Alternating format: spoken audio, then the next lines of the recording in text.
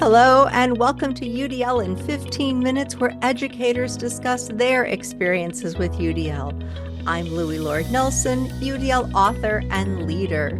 Today, I'm talking with Kisa Laursen, a grade 2 teacher at Gladsaxes School in Denmark.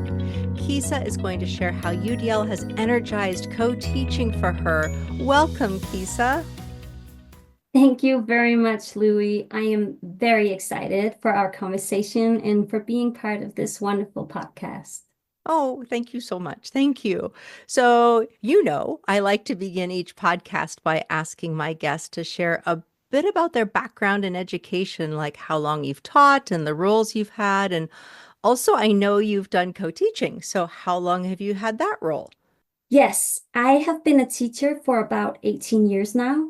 Initially, I taught Danish, religion, PE, and English. Now I also teach a couple of other subjects. All of my teaching years, I have taught K-12, both primary and secondary school. Then about 8 years into teaching, I had extra education as an inclusion consultant.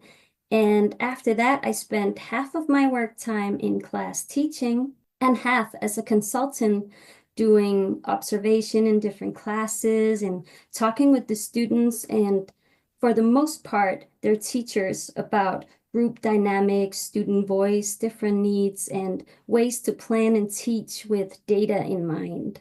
Wonderful. Then in 2020, I applied for the job as co-teacher at Gladsaxes School, where I work now. I applied for the job because I thought it to be a perfect way to combine working with the professionals around the students and at the same time spending more time in class teaching. For the past almost 5 years now, I have co-taught full time, which means I get to continuously discuss, plan, teach, and evaluate best practices, you could say, with a partner while spending all my lessons with the ones that my job is all about, the students. That's great. Well, you've had a very full career so far. So, in the midst of that, you learned about universal design for learning. So, how and when did you learn about UDL? At the beginning of me co-teaching at Gladsaxes School, I took an online course with actually an American speaker on co-teaching. And during that course, she mentioned UDL, and together with the group attending, I had a small and very short introduction to UDL. And I remember feeling like she mentioned it like it was a familiar and very well-known approach, but I believe most of us were new to it. At least I was. And, I would very much like to see myself as someone who seeks out different methods and is always curious about different ways to work with and develop inclusive learning environments and practices in school. But I never heard about UDL before that day. Wow. Yeah, but Okay. however, I was so intrigued, and then I went on to search for more information. I stumbled across a couple of podcasts with Katie Novak, and then I was just all in. I thought UDL was like an umbrella that included all of the things I had ever learned and experienced to be good inclusive practice, and at the same time, the UDL framework offered a very direct way to qualify all of that knowledge and skill. It just made sense for me. Wonderful. Okay, so you have about 5 years of investigating and working with UDL, not just on your own, but in your co-teaching practice. And that means you now have somebody to talk with about UDL. So can you share how that's affected your own understanding and use of UDL? Yes, being a co-teacher for me and a part of that constellation really contributed to nourishing a natural use of and implementation of the principles of UDL. Because, from the same lessons, me and my partner collect different data, we see and experience different things. Sometimes we experience the same things, but through evaluating together, we continuously get to have a complex yet at the same time more clear picture of what is required from us as teachers. And I have to say that, of course, becoming aware of the sometimes very different needs of learners, and the barriers embedded in our initial design of a lesson can be overwhelming.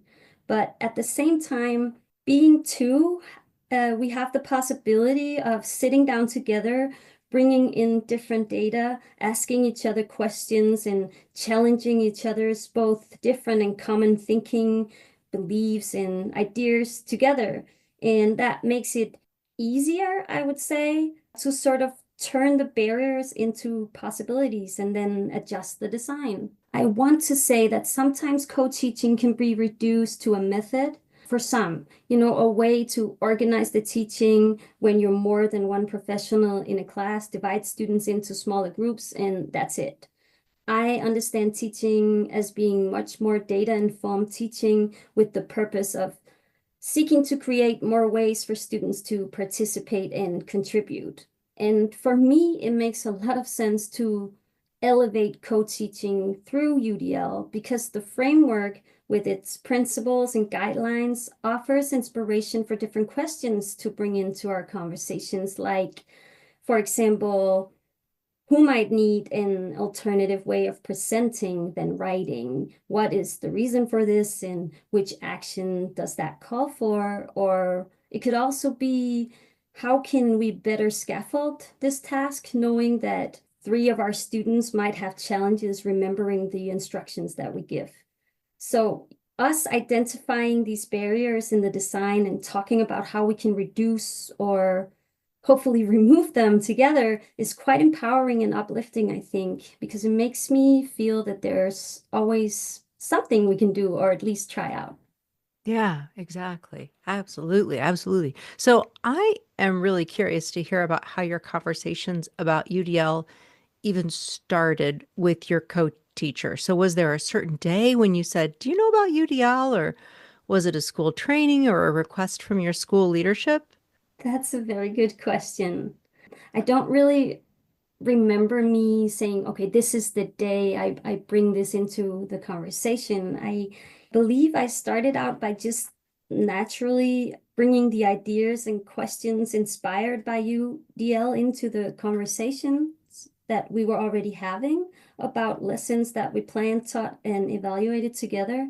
I didn't really use the words universal design for learning or introduced my co-teaching partner to the framework or thoughts and research behind it. I think I tried it on for size, you could say, but at the same time, it didn't really feel that way because me and my colleagues were already very familiar with working with clear learning goals or learning intentions, as we call it, together with data, student voice, and choice. We had already taken steps which align with UDL, just maybe less conscious about it and using a different language. At my school, I was a part of a team named Didactics and Learning for 4 years. At the beginning of each year, the team, which consisted of about 8 teachers and one of our school department leaders, had additional education in various topics supporting teaching and learning development.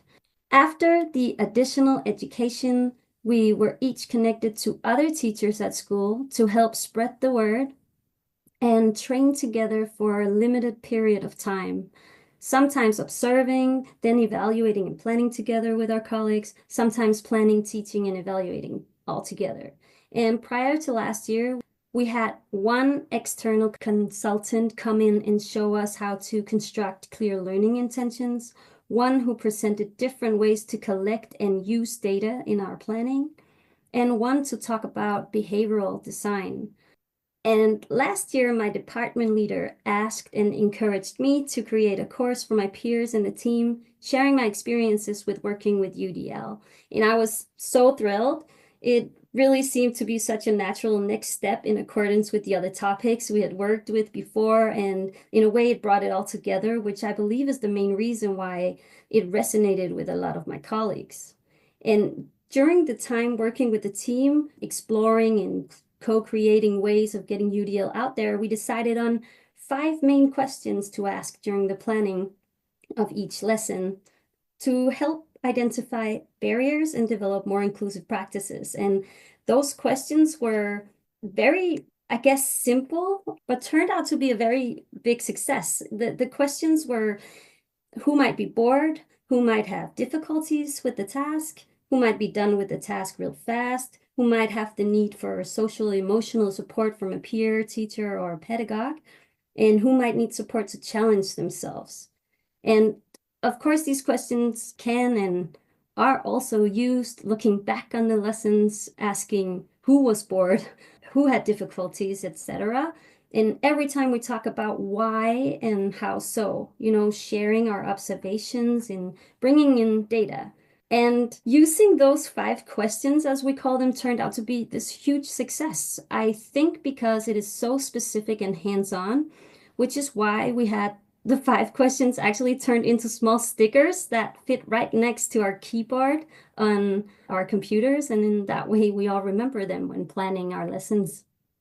Oh, that's wonderful. I love that those questions really help people focus in on context that they're creating for their learners, the environment, and then the lesson experiences. And they're really a broad swath that go across a lot of the barriers that students experience. And so by asking those 5 questions, it's a really nice, fairly comprehensive way to think about the kind of options that you would provide via UDL. So I love those, and I'm sure people will be writing them down. We'll list them with the podcast. We'll make sure to specifically list those out. But I Yes. have one last question for you. So teaching, it's historically been so solitary. Co-teaching has been around for a while. I mean, I co-taught, but it's still a unique design for so many people. So, what structures or processes do you and your colleague use to create a quality co-teaching environment?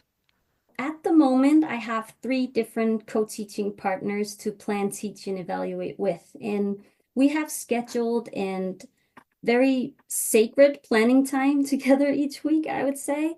It's about 2 hours with each partner, which means 6 in total for me. And when I say sacred, I mean that it is very much respected in the sense that we are not called, nor do we plan to engage in other meetings or activities in that time. And that is really essential to make it work. And for the most part, my partners bring the why and the what of the learning to our planning sessions, here meaning the learning intentions and the idea of content of the teaching unit. And then we plan the how together using the 5 questions, exploring why and how, bringing in the data, like I said, and then we decide which of the 6 co-teaching approaches would better support the learning intention and that specific activity, and also how our joint competences and forces can be best put into use, which of course affects the way that we decide on which roles to take on.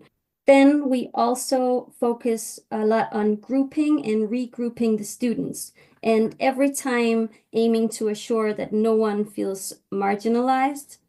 Sometimes it calls for station teaching, other times parallel teaching or one teach, one observes.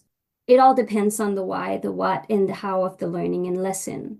Yeah, those are wonderful examples. And I love how you just ended that you all are determining what strategies you're using based on the intention of the lesson, based on the goal of the lesson. And so you're understanding, oh, we need our learners need to gain this knowledge or gain these skills. And so then we will use these strategies or these groupings or whatever other processes you're going to use. And that's a beautiful way to think about all of that. That's just wonderful. Yes, thank you. And can I just add that it is very much about what we can do to sparkle positive change by making small adjustments?